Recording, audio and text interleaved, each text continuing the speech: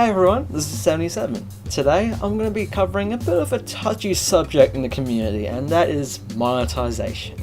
I think I can safely say that most of the community doesn't really want microtransactions in Need for Speed 2019.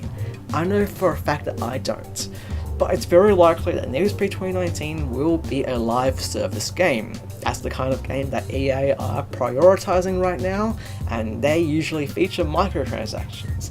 So it's going to be a bit of a necessary evil in a way. So I think it's important that starting now that we tell EA and Ghost how we would like to see microtransactions be implemented in Need for Speed 19, so that by the time launch comes we won't be too mad at how microtransactions have been implemented.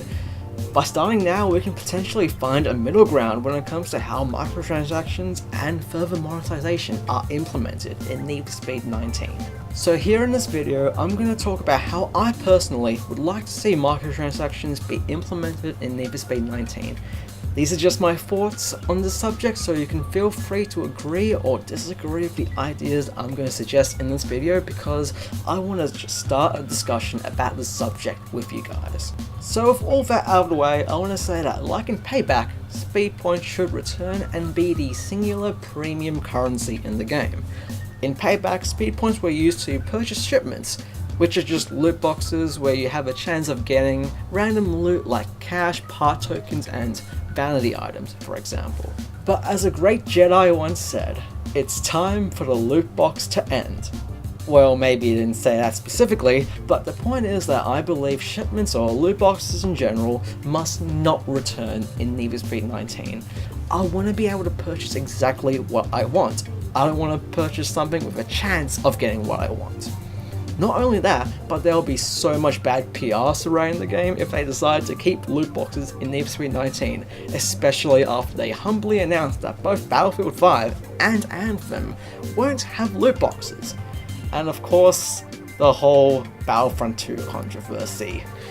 So let's go back to speed points. What will they be used for now that in this hypothetical Need for Speed 19 there are no loot boxes?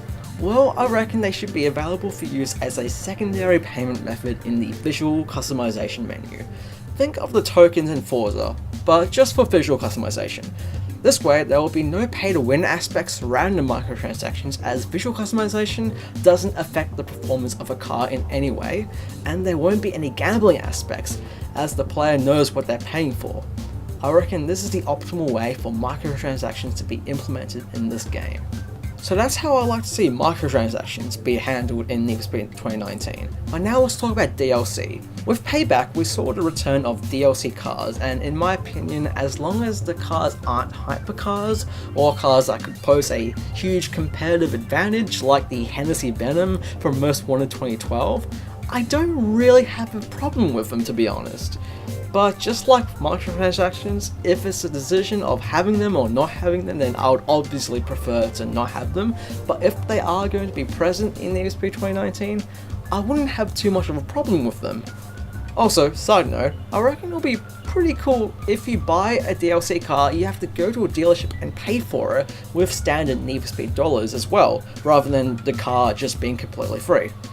But anyway, that's all I wanted to discuss in this video. The purpose of this was to start a greater discussion with the community about microtransactions in Need for Speed 2019, and of course to show Ghost how we feel about potential microtransactions in Need for Speed 2019.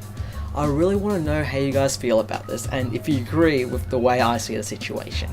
If you like what I do around here and want to see future videos about Need for Speed 2019 by me as they release, then please subscribe. But with that, I want to thank you guys very much for watching.